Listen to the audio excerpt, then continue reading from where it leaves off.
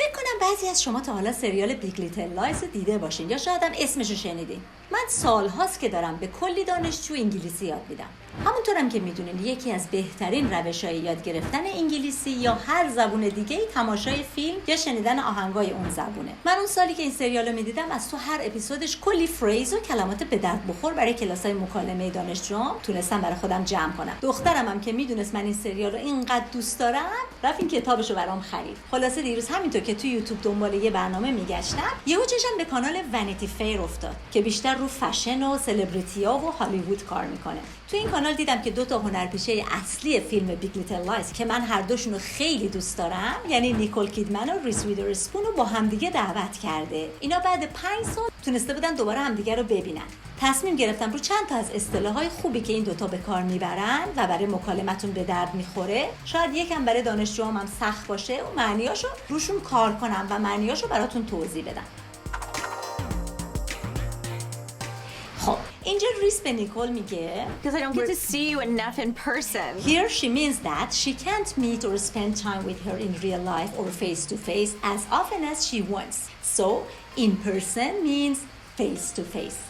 Imagine you apply for a job at a company. Then they call you up and tell you that they need to see you in person. This means that they are asking you to go there and meet them face to face.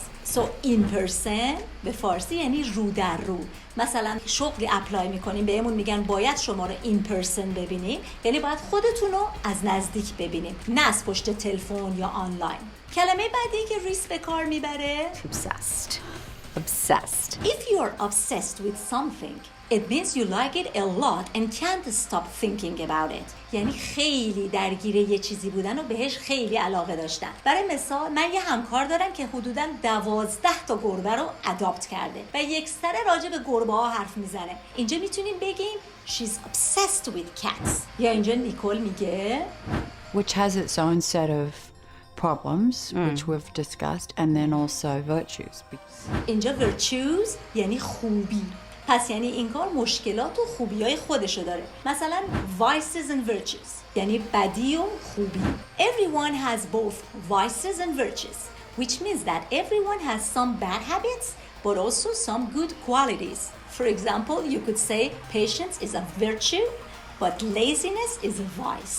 یا اینجا ریس میگه Because you've literally paid your dues. So, to pay your dues means to earn success through hard work. Pay your dues به فارسی یعنی کلی زحمت بکشی تا به یه موقعیتی برسی. For example, he paid his dues for years before people recognized his talent. یعنی اون تا موقعی که مردم به استعدادش پی ببرن کلی زحمت کشید و خیلی به سختی کار کرد. در ادامه میگه Being the lowest person on the totem pole to getting to become a very known actor.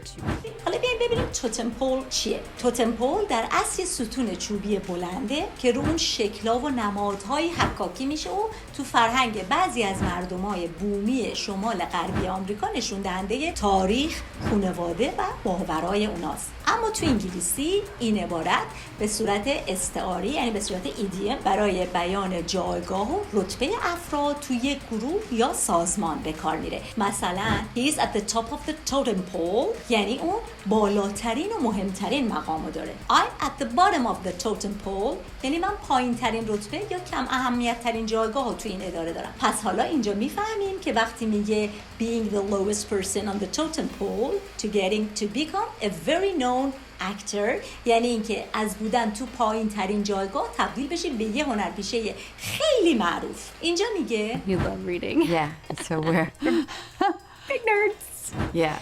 تو مدرسه معمولا به بچه‌هایی که عینکای ته استکانی میزنن و همش سرشون تو کتابه میگن نرد که تو فارسی ما بهشون میگیم خرخون.